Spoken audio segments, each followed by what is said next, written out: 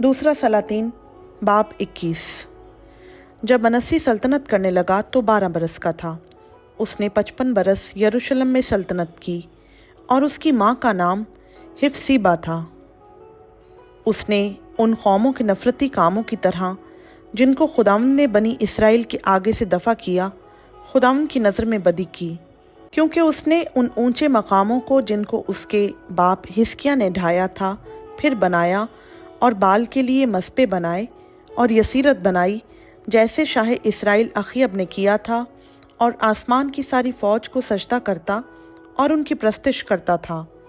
और उसने खुदावंद की हैकल में, जिसकी बाबत खुदावंद ने फरमाया था कि मैं यरूशलेम में अपना नाम रखूँगा, मस्बे बनाए। और उसने आसमान की सारी फौज के लिए खुदावंद की हैकल के दोनों सहनों में मस्बे बनाए।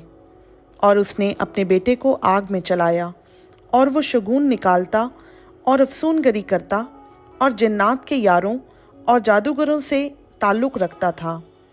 उसने खुदावंद के आगे उसको गुस्सा दिलाने के लिए बड़ी शरारत की, और उसने यसीरत की खोदी हुई मूरत को जिसे उसने बनाया था उस घर में नस्ब किया, जिसकी बाबत खुदावंद ने दाऊद और उसके बेटे सुलेमान से कहा था कि इसी घर में और यरूशलेम में, जिसे मैंने बनी इसराइल के सब कबीलों में से चुन लिया है, मैं अपना नाम अब तक रखूँगा। और मैं ऐसा ना करूँगा कि बनी इसराइल के पाँव उस मुल्क से बाहर आवारा फिरें जिसे मैंने उनके बाप दादा को दिया, बशर्त ये कि वो उन सब अहकाम के मुताबिक और उस शरीयत के मुताबिक जिसका हुक्म मेरे बंदा मूसा ने उनको दिया, अमल करने की एहतियात रखें। पर उन्होंने ना माना, और मनस्सी ने उनको बहकाया कि वो उन कौमों की निस्बत जिनको खुदावंद ने बनी इसराइल के आगे से नाबूद किया, ज़्यादा बदी करें।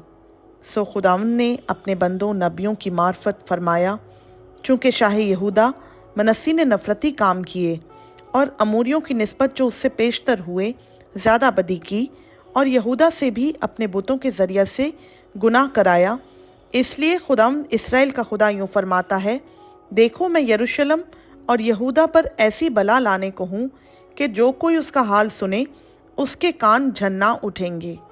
और मैं यरूशलेम पर सामरिया की रस्सी और अखीयब के घराने का साहुल डालूँगा, और मैं यरूशलेम को ऐसा पहुँचूँगा जैसे आदमी थाली को पहुँचता है और उसे पहुँचकर उल्टी रख देता है।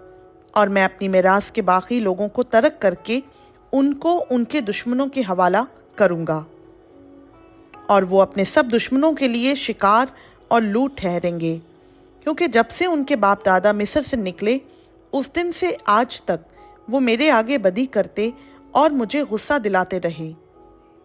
अलावा इसके मनस्सी ने उस गुनाह के सिवा कि उसने यहूदा को गुमराह करके खुदावंद की नज़र में बदी कराई, बेगुनाहों का खून भी इस कदर किया कि यरूशलेम इस सिरे से उस सिरे तक भर गया। और मनस्सी के बाकी काम और सब कुछ जो उसने किया और वो गुनाह जो उससे सरजद हुआ, सो क्या वो बनी यहूदा के बादशाहों की तवारीख की किताब में कलम बंद नहीं? और मनस्सी अपने बाप दादा के साथ सो गया और अपने घर के बाग में जो उज़ा का बाग है दफन हुआ, और उसका बेटा अमून उसकी जगह बादशाह हुआ। और अमून जब सल्तनत करने लगा तो 22 बरस का था। उसने यरूशलेम में 2 बरस सल्तनत की। उसकी माँ का नाम मुसल्लमत था, जो हरूस युद्बही की बेटी थी। और उसने खुदावंद की नज़र में बदी की जैसे उसके बाप मनस्सी ने की थी, और वो अपने बाप की सब राहों पर चला और उन बुतों की प्रस्तिश की जिनकी प्रस्तिश उसके बाप ने की थी, और उनको सजदा किया। और उसने खुदावंद अपने बाप दादा के खुदा को तर्क किया और खुदावंद की राह पर ना चला।